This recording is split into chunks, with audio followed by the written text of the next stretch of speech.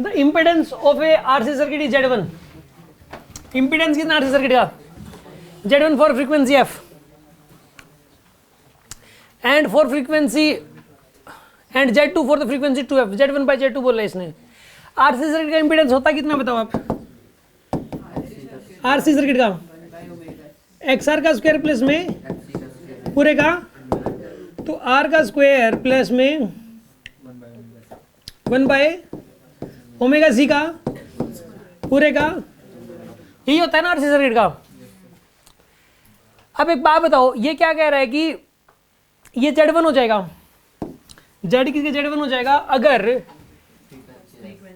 ये linear frequency है ना, लेकिन ओमेगा को क्या लिख सकते हो आप? 2 पाई न्यू, 2 पाई न्यू लिख लो चाहे आप इसको, R स्क्वायर प्लस में 1 बाय में 2 पाई न्यू का C, इसका स्क्वायर पूरे का, ऐसा लिख सकते हो आप। ये कह रहा है कि एक बार तो फ्रीक्वेंसी F कर दी, यहाँ F लिख दो न्यू की जगह, और एक बार 2F कर दी, यहाँ 2F कर दो, ठीक है। और Z1 बाई Z2 का रेशियो बताओ आप क्या आएगा? आप मुझे एक बात बताओ, जब ये फ्रीक्वेंसी बढ़ गई तो ये वाली वैल्यू क्या हो जाएगी? घट जाएगी। तो ओवरऑल क्या हो जाएगा? ये ओवरऑल नहीं, ये वाली वैल्यू तो देखो ये बढ़ गई न्यू, तो ये घट गया, ये घट गया, तो ओवरऑल भी घट गया, तो ओवरऑल वैल्यू क्या हो जाएगी? कम हो जाएगी। तो Z2 क्या है यहाँ पे? कम है, और Z1 क्या है? ज़्यादा है। तो ये तो हो ही नहीं सकता आंसर, ना ये हो सकता, 1 और 2 के बीच में ही आएगा फिर तो। 2 तो डबल का मतलब देखो, डबल भी नहीं होगी यहाँ पे, मतलब आधी भी नहीं होगी, क्योंकि ना ये साथ में एडिशन में है कुछ ना कुछ। ये वाली वैल्यू घटी है ना बस, उसका भी स्क्वायर होती है। क्या कह रहे हो? उसका भी स्क्वायर होती है बिल्कुल, तो इतना नहीं घटी, यानी कि डबल का फर्क नहीं पड़ा, इतना तो खुद दिमाग लगाना ही पड़ेगा आपको। समझ आ रही बात है? मैं एक एग्जांपल के तौर पे बताऊं, ऐसे न्यूमेरिकल वैल्यू लेके देख लिया करो। ये वाली वैल्यू ले ली, मान लो 2 ले लिया आपने, 2 का स्क्वायर प्लस में 2 का स्क्वायर पूरे का रूट ऐसा है, ठीक है। अब 2 को थोड़ा घटा दिया आपने, 2 क्या कर दिया आपने? घटा दिया, 1.5 कर दिया। 2 का स्क्वायर प्लस में 1 का स्क्वायर कर दो, चलो ये हुआ ज़्यादा, इससे कम कर दिया, 1 का स्क्वायर कर दिया, घटा दिया, अब रूट। इसकी वाली वैल्यू कितनी आ रही है? 4 + 4 8, रूट 8 आ रहा है मतलब, और ये वाला कितना आ रहा है? रूट 5। अब एक बात बताओ, क्या ये वाली वैल्यू क्या रूट 5 का डबल है?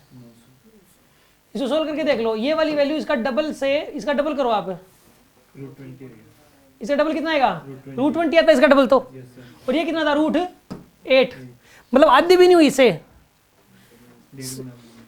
समझ गए ना बात को? तो कहने का मतलब आपको ये कह देना, इनका रेशियो ले लो आप, रूट 8 बाय में रूट 5, ये 1 और 2 के बीच में ही आएगा।